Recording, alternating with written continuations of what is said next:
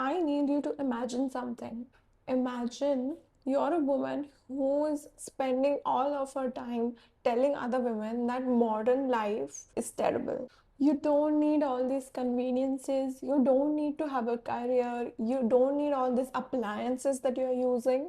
You need a husband. You need children. You need a farm. You need to go back to the way that things used to be in the olden golden times. And then one morning, you wake up in 1855. No phone, no washing machine, no dryer, no comfortable weighted blanket on your bed. And suddenly you realize that you might have just been romanticizing this a little bit too much. That exactly is the premise of Yesteryear. But this book is so much more complicated than that. So today I'm going to tell you the entire story of Yesteryear. And I mean everything. The characters, the relationship, the scandal, and the ending. And obviously my thoughts on the entire book and whether you should read it or not. So if you've never read the book and if you're never going to read it, perfect. You can just sit here and let me tell you the whole thing. And if you have read the book, then you can just skip ahead and listen to what I have to say about the book. And if you are going to read it in the future, this is a spoiler warning because I'm going to ruin everything. So let's get into it.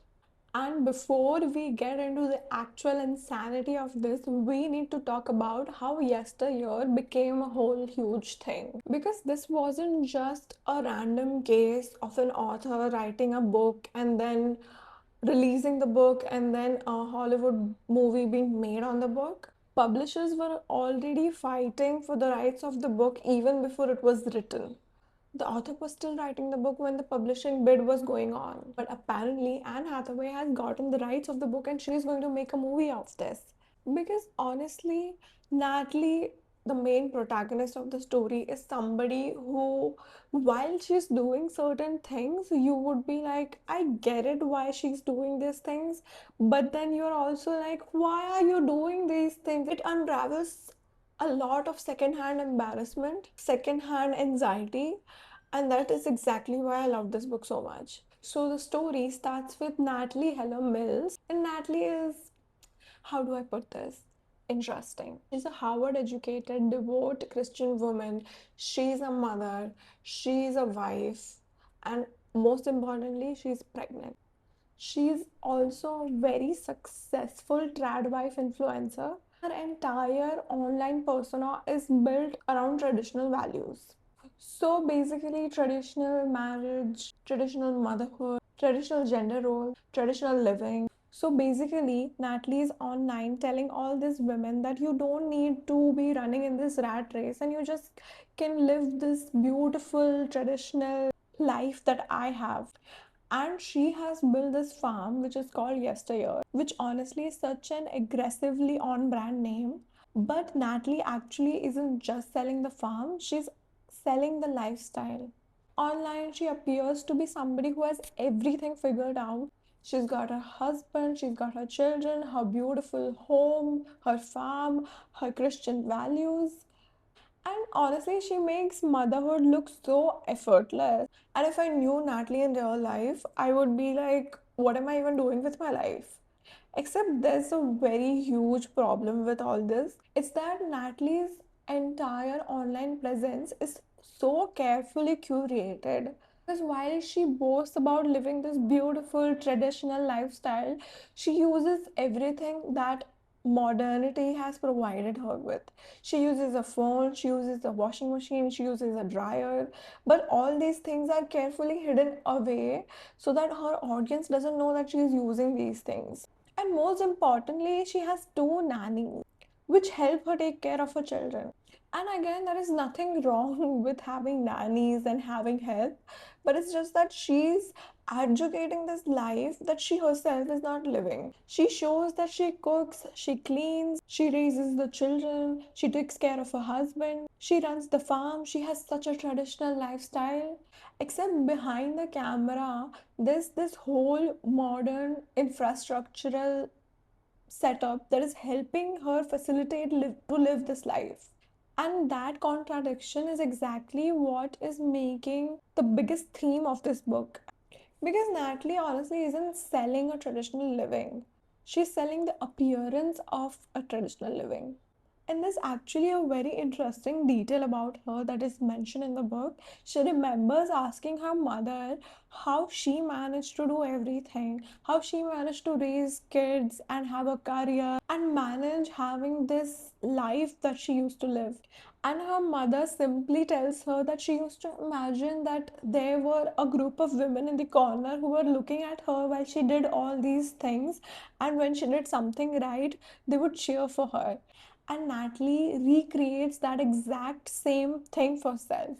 Every time she makes a beautiful meal, they are going to cheer. Every time she's going to do something right, they're going to cheer. And there's also this scene in the book where they show that Natalie is doing some chores in the house and she looks up so that the sun is hitting her face in the right way. So she's actually imagining that people are actually watching her. And I think it's just another way of her romanticizing everything that she's doing in her life. I also want to talk about Natalie and her husband Caleb. So Natalie meets her husband at Harvard, and even before they finish their graduation, they are married, they have one kid, and we can see that from the exact moment that Natalie has gotten married to Caleb, she has started to see that he's not that bright. And I'm sorry, but this is actually her inner monologue that's going on where she talks about how she sees that her husband is so aimless and how she wants him to get a job and she keeps pushing him and she keeps asking him what he's going to do about the future, what is going to be his career. And honestly, Caleb doesn't seem to have that direction that Natalie wants from him. And this becomes a recurring problem in their marriage. Natalie doesn't respect him. She belittles him again and again. And this is so interesting because later on we are going to see that Natalie is going to become such a huge advocate of this traditional life, traditional wife serving her husband when her actual marriage is so messy. And then when Natalie has her first child, this is exactly where things start to get much more intense for her. He seems to be going through a very difficult time after she has given birth.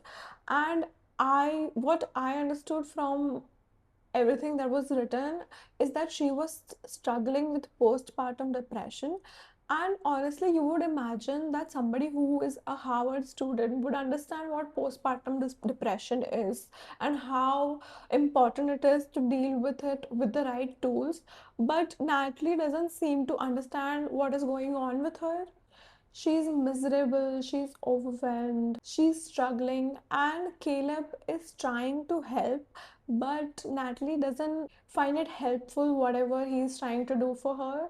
And there is this one scene where, after she has given birth, Caleb comes to visit her while she's living with her mother, and he has brought her these running shoes and a cell phone so that because it has been established that Natalie likes to run, and he has bought her this shoes and phone so that she can go on a run with the baby in the carrier. And if she's stuck somewhere, she can just call Caleb up and tell him what's going on. And she finds this whole thing so ridiculous. She says that imagine me running and throwing up in a bush somewhere with the baby crying, and I'm trying to call Caleb up. I don't know how this is going to help me. And it's a little funny because Caleb is actually trying to help her, but Natalie just doesn't feel like she's being understood. And it is very frustrating because she never asked or tells Caleb what she's actually feeling like. All her thoughts are going on in her head, how she's feeling so disconnected from the baby. But all Natalie does throughout this whole situation is keep badgering Caleb to get a job. She wants him to have some direction in life. So, what does Natalie do next? She goes and rats out Caleb to his parents. So, Caleb's parents call them up to their estate and they are going to live there for a while. And Natalie thinks that finally the parents are going to give Caleb a piece of their mind and then everything is going to be all right. But the parents had a different plan altogether. And that plan was a whole lot of nothing. There's a scene where Caleb's parents are sitting in the living room and Natalie comes into the room and they ask her what she's going to do about this whole situation, about Caleb, and what is going to be the future of them. And they expect her to have an answer, but she had called them up thinking that they are going to help her, but it was actually reversed, which is very ironic. And I see this happening so often. So many parents get their sons married because they think that once he's going to be engaged or once he's going to be married, he is going to take up all the responsibilities, he's going to change. Like a 21-year-old girl is going to solve all your life's problem. She's not your therapist. And so Caleb's parents talk like Natalie has always been aware how Caleb has been, but actually she's just discovering all these things about Caleb, that he's aimless, he has always been like this, and she just nods her head like, I knew all these things, but she actually didn't know all these things. So Natalie finally gets out of that situation, and a couple of days pass by again. And then one day she is confronted by her mother in law, and she asks her to, take care of yourself, go have a shower, put on some makeup on. You're going to feel wonderful when you do that. And then Natalie actually takes her up on that. And when she goes into the washroom, she discovers like this whole basket which has makeup products and skincare products. And there's also a little small pill which later on the mother in law is going to refer to as her mother's little helper, which Natalie instantly throws it out because Natalie has been known for never getting drunk, for never taking drugs in her whole life. And that exact pill is going to come back later on because Natalie's mother in law signs her up for a subscription for the same pill because Natalie tells her that she actually took it. And then one fine day, Caleb finally comes home and he tells Natalie that, you know what, I went to my alma mater and they're actually looking for a kindergarten teacher. So I'm thinking of getting that job. And that's exactly what Natalie wanted from him. She wanted him to get a job, but Natalie doesn't like this. She's actually very horrified of this because honestly, it's not the kind of job that is very respectable in Natalie's eyes. Basically, she wants him to have something bigger, something more responsible, something more respectable, something that would fit the man that Natalie has in her head and what she wants Caleb to be. So Natalie goes to Caleb's father, Doug, and she tells him that she wants to buy a farm. She tells him about this whole vision because Doug is involved in politics. He wants to run a presidential campaign and he loves this idea of his own family living on a farm with completely Christian traditional values, embracing the traditional life. But Doug had one condition, and that was that Natalie will have more kids with Caleb. She's going to give them a huge Christian family with lots of kids because that was what is expected of Christian women, apparently, according to the book. And Natalie agrees to the whole situation, and that is exactly how they got the Yesteryear farm. Once they get the farm, Caleb completely embraces the new change.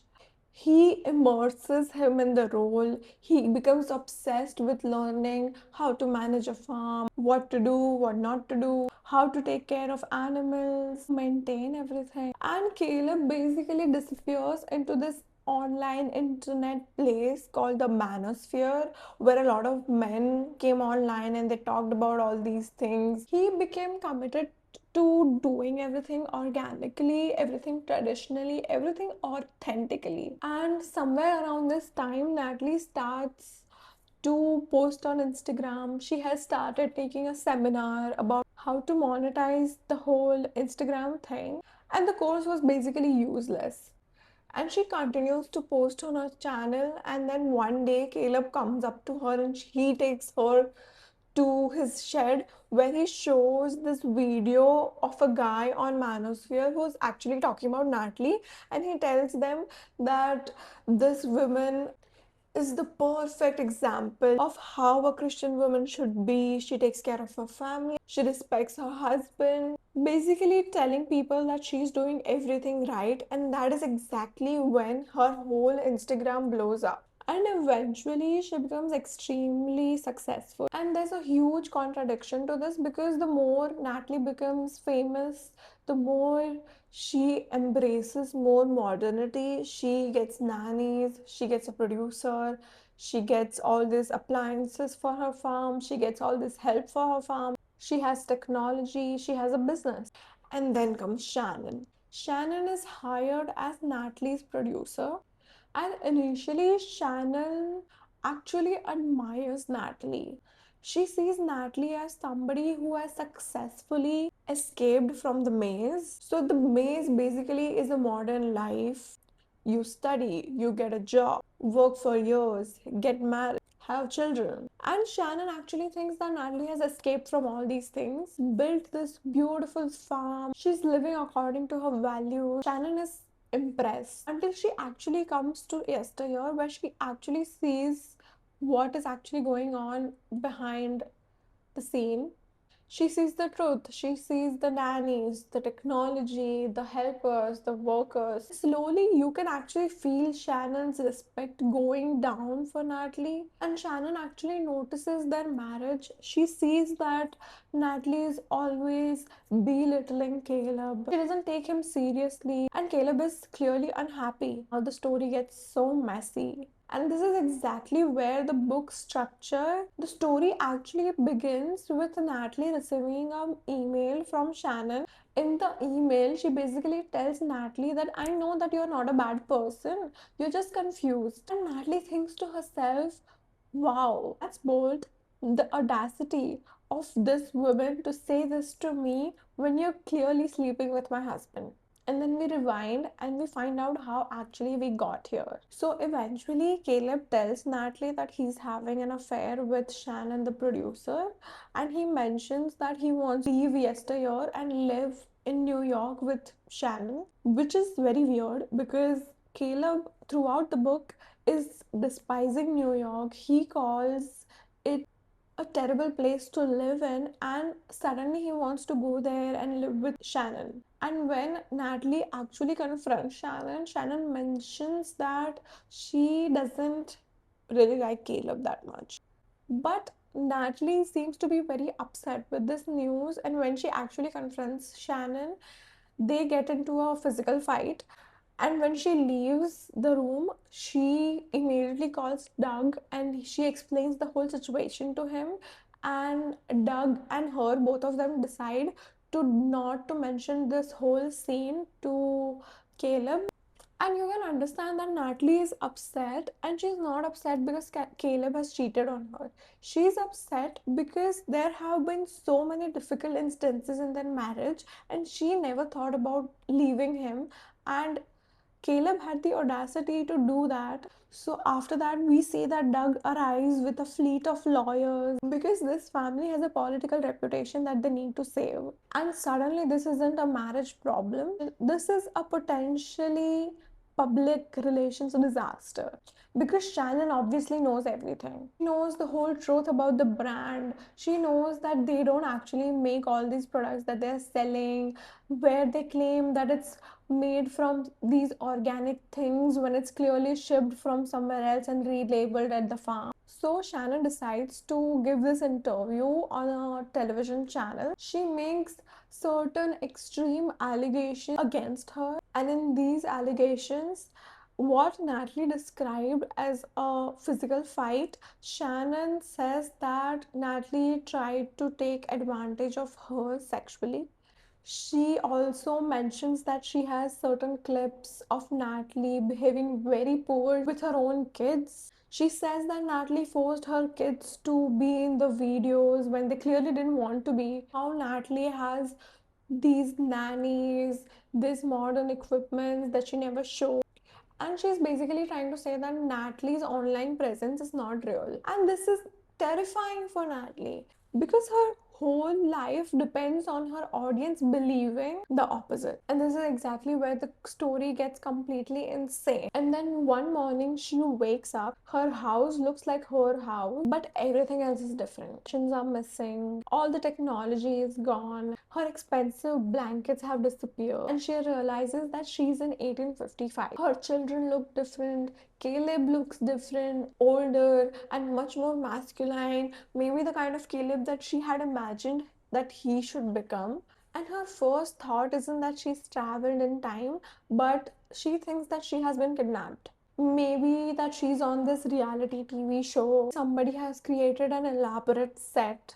All these people, old Caleb, new kids, all of these are actors. Because honestly, why would somebody's first thought would be that I have traveled back 170 years in life? And so finally, Natalie is living the life that she advocated that she was living. She watches her children running around in dirt while she's cleaning those clothes by hand, and she's thinking that these children are so ungrateful because tomorrow they're going to wear the clothes that she's cleaning today and they're going to get just as dirty as they were before. And I love this because this actually shows us how different the aesthetic of the traditional life is from actually living the traditional life. Natalie was making this look so aesthetic and beautiful and romanticize it, and now that she's actually doing it, she's not thinking about returning to her roots. And eventually Natalie does try to escape, but she lands into a bear trap, and then Caleb comes and slaps her. And this shows that Caleb is the man that Natalie actually wanted him to be. He's strong, he's masculine, he's traditionally authoritative, he's decisive. So Natalie basically wanted this whole fantasy of pure masculinity, and when she's actually living it, she doesn't like it. And then there are some visitors who are visiting the farm. Natalie thinks to herself that this is such a good chance for her to escape from this hell. She thinks to herself that these are people who can actually help her. So one day they invite them for dinner, and she tells them that she's being kept here captive against her will. And the man actually looks at her when she's speaking. And after she's done, he looks away and continues eating and having his conversation with Caleb like nothing happened. And eventually, she tries to escape again. She finds a cottage and she's thinking to herself that this person might be able to help her. And as she enters the cottage, she sees that a man has her back to her and he's watching television. Yes, television in 1855. And he's peeling off stickers from these vegetables and throwing them in a basket. And that was the same basket that Caleb would go out in the morning taking, and then he would fill it up and then bring it back in the evening, saying that he scoured this vegetables for them. And Natalie realizes that something is very wrong right now. So she starts running again, and somehow she's been running in a circle and she ends up back at the farm. Meanwhile, in the present, the whole Shannon situation is hanging over Natalie's head. She runs into the bathroom and she finds those pills that her mother-in-law had subscribed her for, and they are long past their expiry, and still she takes them. Caleb enters and tells her something very horrifying, and he's like, my father is planning to murder you while you go on a drive somewhere when you're like leaving the farm, because this whole scandal is too much. He could entertain the fact that his son was having an affair, but not this accusations. The damage was too much. And Natalie becomes furious. She starts saying things to Caleb, and then Caleb slaps her. And for a moment, we see something of the old Caleb in him.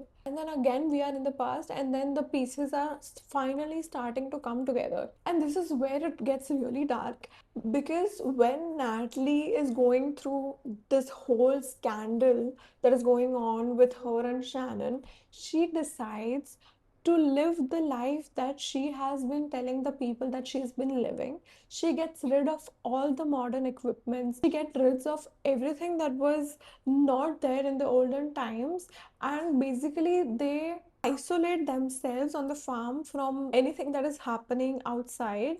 And the father-in-law agrees to all these things and leaves them alone. And by a miracle, five of us children decide to escape from this whole situation that's been going on. So Natalie and Caleb decide to have another set of children that they don't tell about the modern world. They tell them that they are living in 1855. So essentially Natalie has achieved her dream. She is living in the past. Caleb agrees to this whole facade and he plays along. He acts like he's fully committed to this whole life because it seems like Caleb has finally got something that he's always wanted. He's always wanted to be left alone, to do whatever he wanted to do, and finally he's got his chance to do that. So in the morning, he tells Natalie that I'm going away to scour for some food, and then he goes to the cabin, he watches television, he watches football, and then he comes back home. While Natalie thinks that he's off doing all these masculine things for her, very rugged, very attractive, very yesteryear.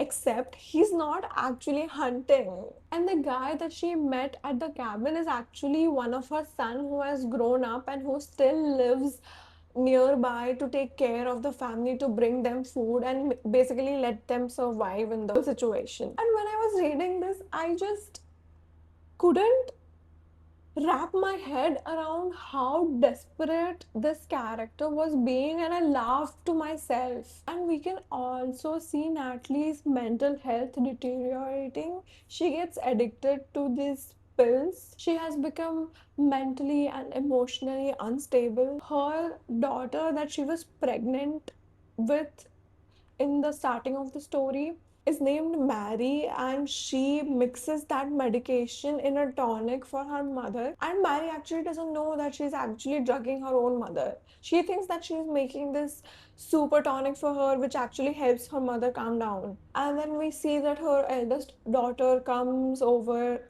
to visit them, and she takes away all the siblings back to the city where they are going to live with her. The social workers are going to take everything away from Natalie, and this is how the book ends. So now I'm going to talk about what I actually think about the book, because if you describe this book as a woman travels back to 1855, you are essentially missing on so much of what is making this so interesting. I think Yesteryear is about performance. Natalie performs motherhood, she performs marriage, she performs Christianity, she performs femininity, she performs traditional living, she performs happiness, and eventually she performs the past. But the real question underneath all of these is, who is actually Natalie when nobody is watching? And I think that this book gives us a very depressing answer, and that is that Natalie herself didn't know who she was, because she has spent so much of her life performing. Remember those women in the corner who were always looking at her? She was always performing for them, for Instagram, for everybody. They were there even when she was miserable, they were there even when she was lonely. So she never got a chance to express what she actually felt like. So she's constantly asking herself, how should I look? How should I behave? How should I talk? How should I react? And eventually it becomes her whole identity. And I want to talk about the whole trad wife conversation, because I don't think the book is trying to tell you that being a traditional wife is wrong, and it's not trying to tell you that being a traditional wife is bad. Because honestly, if somebody wants to be a traditional wife, traditional mother, it's perfectly fine, it's perfectly normal, it's perfectly beautiful if that's actually what somebody wants. But there is a huge difference between this is the life that I want, and between